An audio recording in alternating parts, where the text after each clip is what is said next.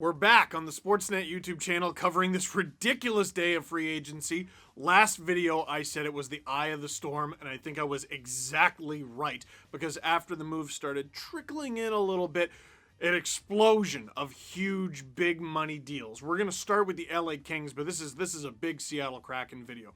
Philip Danault going from the Montreal Canadiens to the LA Kings for roughly the same deal that was rumored the Habs offered him before the season even began. Danault going to LA, 6 years, $5.5 million per season. LA has not been very good the last few years, but good luck telling them that. They've been making lots of moves, trying to add, and I don't think they're content being bad. They're making their move. The Pacific Division doesn't project to be very good, or at least heading into the day, it didn't project to be very good. The LA Kings are making their move here.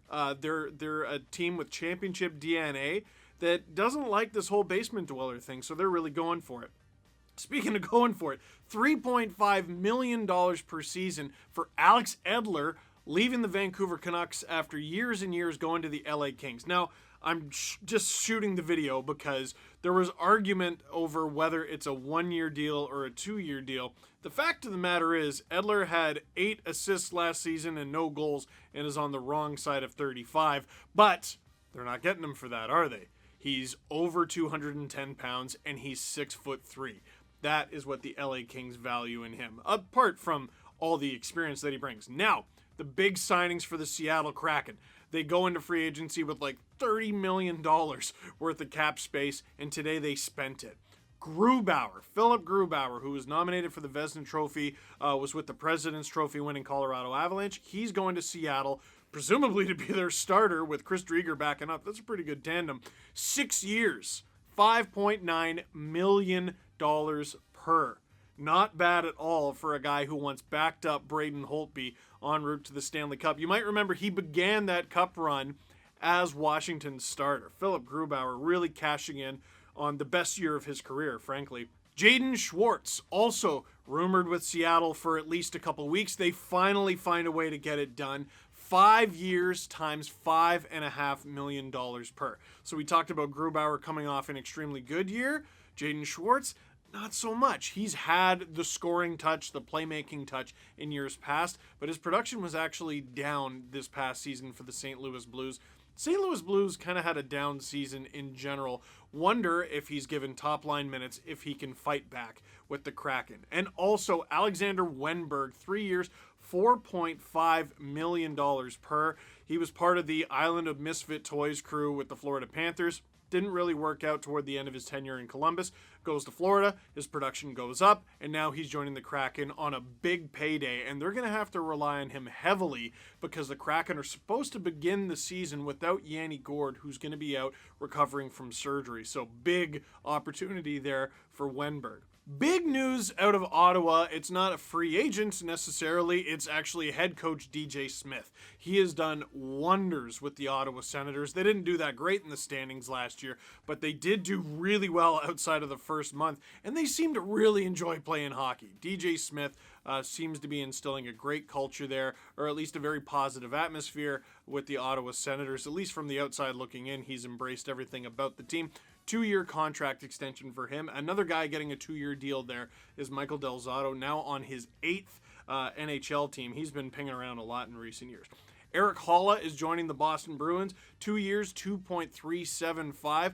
Analytics hate this guy, but the Boston Bruins like his feistiness, and his production can be there, but sometimes the two-way play, not necessarily there. Jujhar Khaira leaving the Edmonton Oilers. He's going to Chicago, just a hair under $1 million. Good center depth there. Luke Schenn returning to the Vancouver Canucks. He was part of their farm system a couple years ago. He's joining them for 2 years at under $1 million. And Mike Amadio, I forgot this in the last video, joining the Toronto Maple Leafs, $750,000 per season. He's forward depth, can play center, but as CJ pointed out, he's going to be making over $400,000 in the minors. So it's hard to tell what that means. To me, that says he's going to spend a significant amount of time with the Toronto Marlies. The Edmonton Oilers with a big splash, re-signing defenseman Tyson Barrie, right-handed defenseman Tyson Barrie. You always have to mention when they're right-handed. 3 years, $4.5 million per season. Now, we know what Tyson Barrie does. He led the league in scoring from defensemen. He's excellent on the power play. And he also became the first defenseman to ever lead the NHL in scoring amongst defensemen and not receive a Norris vote. That's because he's a little suspect in his own end, but he's part of the most dangerous power play in the entire National Hockey League. You take the bad with the good, and it's the Oilers' job to take Tyson Barrie's abilities and use them to the best of their abilities and shelter him and put other players in those defensive positions. I don't have a problem with the Oilers bringing this player back at all, but they got to use him properly. That's the key. Also with the Oilers, every time I go to send this video to producer Drew, there's another email of a 4-year deal for Cody Ceci with the Edmonton Oilers, $3.25 million per season. So Cody Ceci and Tyson Barrie joining each other again after their 19-20 season with the Toronto Maple Leafs. It was a pretty simple relationship there. Barrie was put into offensive positions. Ceci was put into defensive positions, and with the loss of Adam Larson and also trading Ethan Bear earlier in the day, these signings were kind of important. About $8 million for these two combined. I know what hockey Twitter thinks of them. Hockey men think differently. We'll see who wins.